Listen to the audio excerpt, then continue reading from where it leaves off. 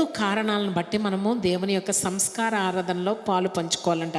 మొట్టమొదటిగా మనం ఆలోచించినట్లయితే ఆయన్ని జ్ఞాపకం చేసుకోవడానికి, అంటే టు రిమెంబర్ అనే విషయాన్ని మనం ఆలోచన చేస్తాం. దేవుని యొక్క సంస్కారాన్ని ఎందుకు తీసుకోవాలి? రెండవదిగా మనం ఆలోచించినట్లయితే టు రివరెన్స్ అంటాం, అంటే ఆయన గౌరవార్థం మనం తీసుకోవాలి. మూడవదిగా మనం చూసినట్లయితే టు రికన్సైల్, అంటే సమాధానపరచబడడానికి మనం తీసుకోవాలంట.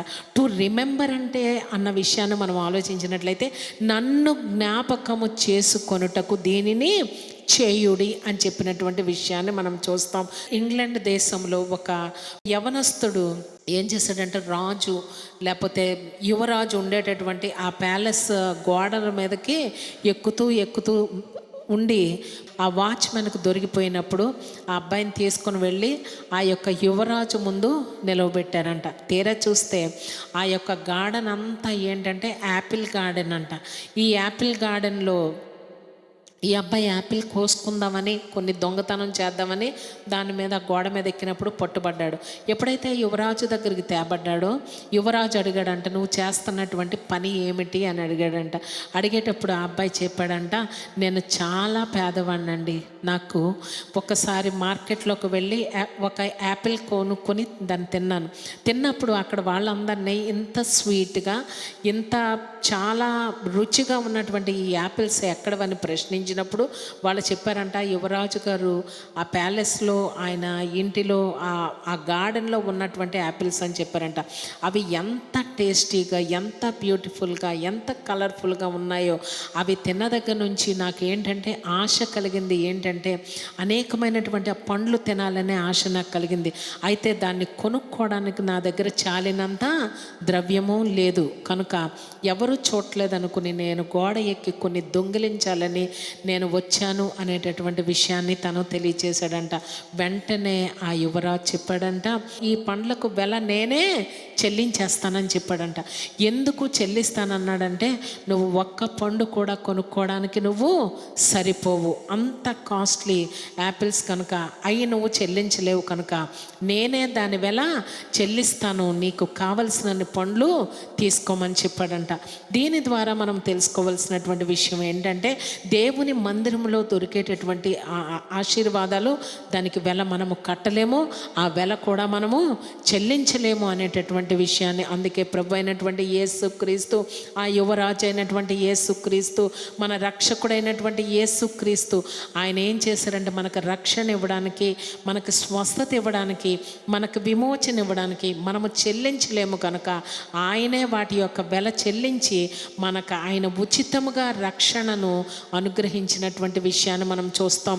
ఆయన్ని జ్ఞాపకం చేసుకోవడానికి, అంటే ప్రభు నా కొరకు నా స్థానములో ఆయన ఆ శిక్ష, నేను పడవలసినటువంటి ఆ నిందలు, ఆ అవమానాలు, ఆ కష్టాలు, నా పాప దోషాలన్నీ ఆయన మీద వేసుకొని ఆయన భరించి నా కొరకు ఆయన మరణించి నాకు ఆయన విమోచన అనుగ్రహించారని దేవుని యొక్క సంస్కార ఆరాధనలో పాలు పంచుకోవాలంట. రెండవదిగా మనం చూసినట్లయితే ఆయన్ని ఆనర్ చేయడానికి, అంటే రివరెన్స్ చేయడానికి.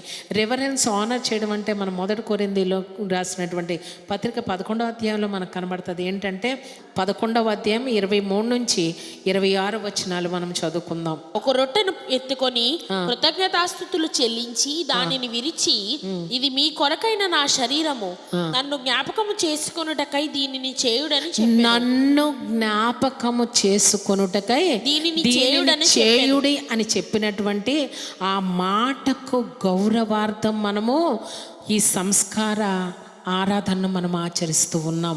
మెమోరియల్ అంట. మెమోరియల్ అంటే జ్ఞాపకం చేసుకోవడం. మెమోరియల్ సర్వీస్ అంటే మన తల్లిదండ్రులు చనిపోయినటువంటి రోజు కానీ వారి బర్త్డేస్ కానీ మనం ఏం చేస్తాం? మెమోరియల్, జ్ఞాపకం చేసుకుంటూ ఉంటాం. అంటే ప్రభువుని జ్ఞాపకం చేసుకోవడానికి మనం చేయాలి. ఆ ప్రభు చెప్పినటువంటి ఆ మాటను మనం ఆనర్ చేయడానికి, రివరెన్స్ చేయడానికి మనం ఆ సంస్కారంలో పాలు పొందవలసినటువంటి వారమై ఉన్నాం. మూడవదిగా మనం చూసినట్లయితే సమాధానపరచబడ్డానికి మనం తీసుకోవాలి. రికన్సైల్ అవ్వడానికి. అంటే సమాధానం అంటే ఏంటండి అన్న విషయం మనం ఆలోచించినట్లయితే, యోహాను సువార్త మన పాత నిబంధనలో అన్ని సమాధానపరచబడ్డానికే వాళ్ళు ఒక కవనెంట్ మీల్ చేసుకున్నారన్న విషయం మనకి ఆ బైబిల్ అంతా కనబడుతూ ఉంటుంది. మరి ముఖ్యంగా యోహాను సువార్త 21వ అధ్యాయము మొదటి నుంచి కొన్ని వచనాలు మనం చదవద్దు, కానీ అక్కడ ఒక విషయం, ప్రభువు ఆ గలిలయ సముద్రం లేకపోతే ఆ తిబెరయి సముద్రంలో ఆయన ఎర్లీ మార్నింగే అక్కడికి వెళ్ళిపోయి ఉన్నటువంటి విషయాన్ని మనం చూస్తాం. అక్కడ శిష్యులు మనం చూస్తాం, వారందరూ కలిసి భోజనం చేశారు. ప్రభువే సిద్ధపరిచి వారికి భోజనం పెట్టినటువంటి విషయాన్ని మనం చూస్తాం. ఈ భోజనం పెట్టేసిన తర్వాత ప్రభు అయినటువంటి యేసుక్రీస్తు మిగతా వాళ్ళందరిని పక్కన పెట్టి పేతురుని ఒక మాట అడిగాడు, నువ్వు నన్ను ప్రేమిస్తున్నావా, నువ్వు నన్ను ప్రేమిస్తున్నావా, నువ్వు నన్ను ప్రేమిస్తున్నావా అని అడిగాడు. అడిగేటప్పుడు పేతురు వ్యసన పడిపోయాడంట. ఏంటి, నిన్ను ప్రేమిస్తున్నానని నీకు తెలీదా, మళ్ళీ మళ్ళీ అడుగుతున్నావు, అవును అవును అని చెప్పినా ఇంకా ఇంకా ఎందుకు అడుగుతున్నావు అంటే, అతను ఎన్నిసార్లు బొంకాడంట, 3 సార్లు బొంకాడంట.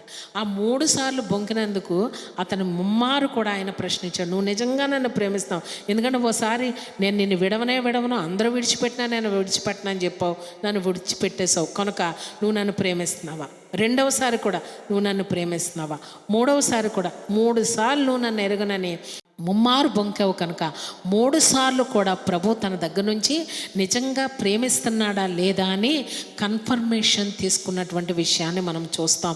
అందుకు పేతురు ఏం చెప్పాడంటే, ప్రభువా నేను నిన్ను ప్రేమిస్తున్నాను. దేవునితో నువ్వు సమాధానం ఎలా పడతావో, నీవు ఒకే పాత్రలోనిది త్రాగునప్పుడు నీ హృదయంలో నీ ఆత్మలో ఆ వ్యక్తి ఎవరైతే ఉన్నారో వాళ్ళ మైండ్లోకి తెచ్చుకోండి, వాళ్ళని క్షమించండి. ప్రభు ఇచ్చేటటువంటి ఆ శరీరాన్ని, ఆ రక్తాన్ని మనం తీసుకోవాలి.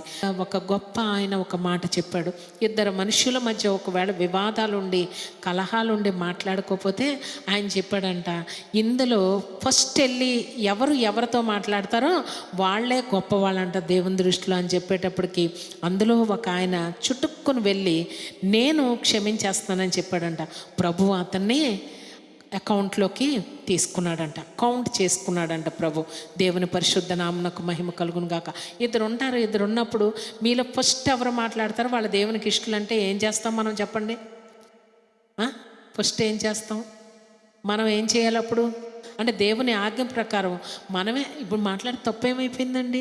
మనం ఒకవేళ క్షమిస్తే తప్పు ఏమైపోయింది? మనం ప్రేమిస్తే తప్పు ఏమైపోయింది? కఠినపరుచుకోకండి, దేవునికి దూరం కాకండి. ప్రభు యొక్క శరీరం, ప్రభు యొక్క రక్తంను తీసుకోనగానే ఏం చేయాలంట?